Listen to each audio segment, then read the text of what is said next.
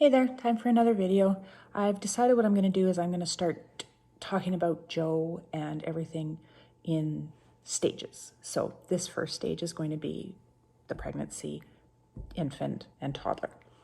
Now you'll have to forgive me, I'm not a person who likes to be on video, and I am not someone who is good at making videos, so you are going to see me going like this and referring to my notes very often.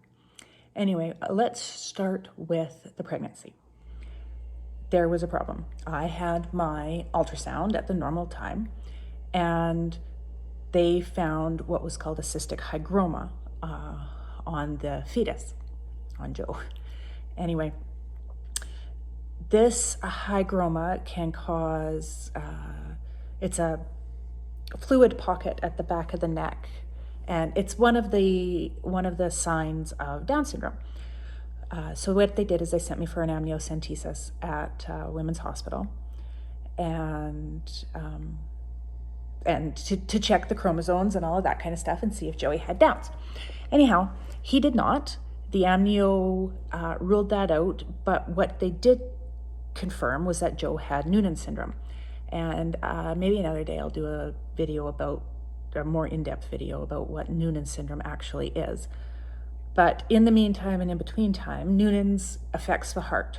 So they sent me for a 3D ultrasound of the baby, of Joey's heart. Now, they sent us there at the time in the pregnancy where I had a 3-day window between when I could terminate the pregnancy if I chose to and when they would not. So I had to make all these life-altering decisions while I'm pregnant and all of this stuff in a matter of 3 days. Anyway, what could have happened, pending the results of the ultrasound, was that Joe could have been, if his heart had not developed, was not developing fully, that he could have, his brain wouldn't have developed fully. So he could have been extreme special needs with, nonverbal, not moving, confined to a wheelchair, having to be fed, all of that kind of stuff. He also could have been blind.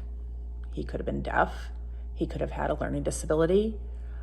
There was a lot of things that he could have been.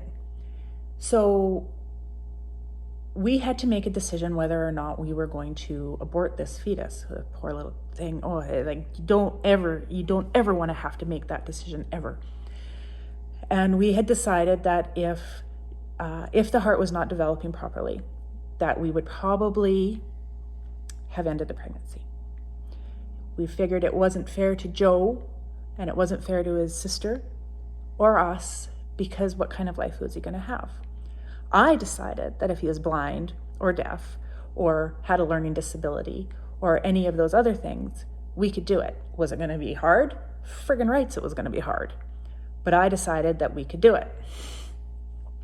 His father, on the other hand, decided that we should not.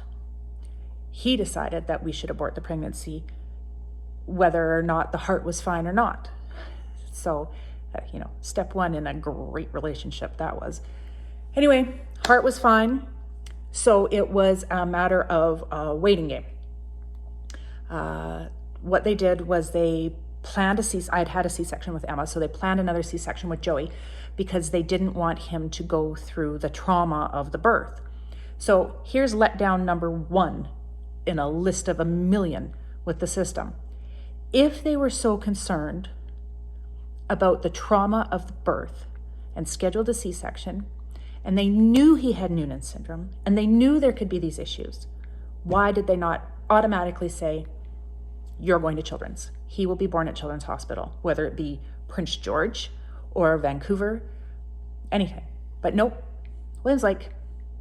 Anyway, the rest of the pregnancy was, I hated being pregnant, but that's a whole other story. Anyway, when he was born, he had low oxygen levels, and he couldn't maintain his oxygen. But Williams Lake was extremely short-staffed, so they decided to send him to Kamloops. So, second major letdown, and the baby's only 8 friggin' hours old.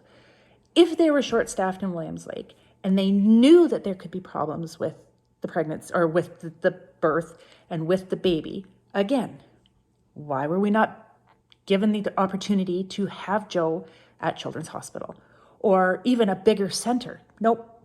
At 8 hours old, they took my baby and flew him to Kamloops. And they didn't have room for me on the plane. So I stayed in Williams Lake. Then Joe had this seizure. And he had a major seizure, which you guys already know. And he literally flatlined. And here's my first thank you. I'm looking at my notes here and it's got a big heart beside it. But my first thank you go to the EMTs and the doctor that was with him. And they saved his life. They brought him back. Anyway, they diverted the plane from Kamloops to Children's. And there I am, my 8-hour-old son is flatlining and on a plane to Children's.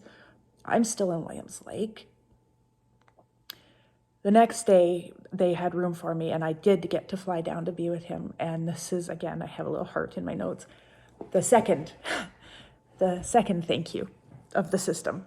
Children's Hospital, amazing. Those people there, absolutely freaking phenomenal. Absolutely, just like there's no words to describe what kind of people work at Children's Hospital. It is the absolute best place for kids to be.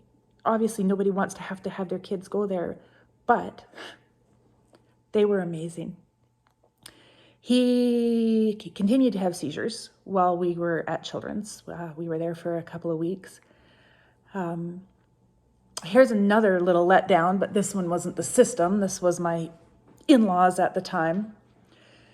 His grandmother on his father's side basically could have killed him. Basically, almost did kill him. When she came to visit the then one-day-old baby who had already died and come back and continued to seize, said, "Oh, I don't know what the problem is. All my kids had seizures." Are you kidding me? Are you kidding me? When his father said, there could be problems, why didn't she say this? Again, he would have been born at Children's friggin' Hospital. Anyway, we were there for 2 weeks. He came home. Good Lord, one thing that makes me laugh every time I think about it, though, is that he was a beast. Joey was planned 2 weeks early, as I said, and here he is in the NICU at 8 pounds, 8 ounces, and there's these itty-bitty tiny little babies here that are in their incubators and all of that kind of stuff, and there is my giant beast son in there, half of his head shaved. He's got tubes coming out, IVs coming out of his head because he couldn't have them. He kept moving, so they couldn't be in his arms. Anyway, he looked a little bit ridiculous in there, but anyway, that was just a little side note.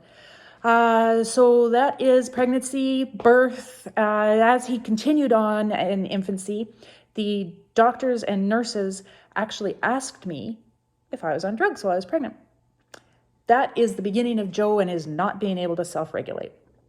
We knew it wasn't colic. He could not self-regulate from day one. 17 years later, still having issues. Anyway, he was on seizure meds for a year.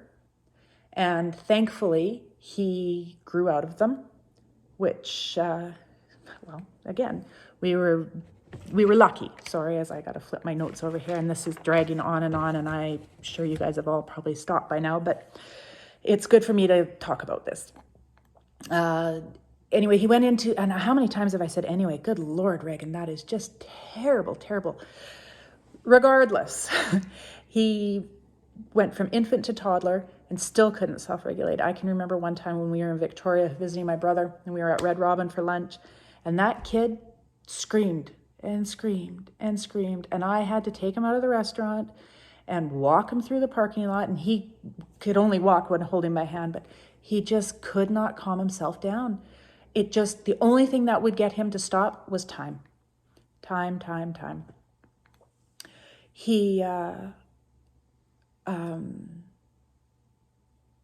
just trying to think here. I know another time he was at the mall with my mother. And again, he's a little toddler. He's like 2-3 years old.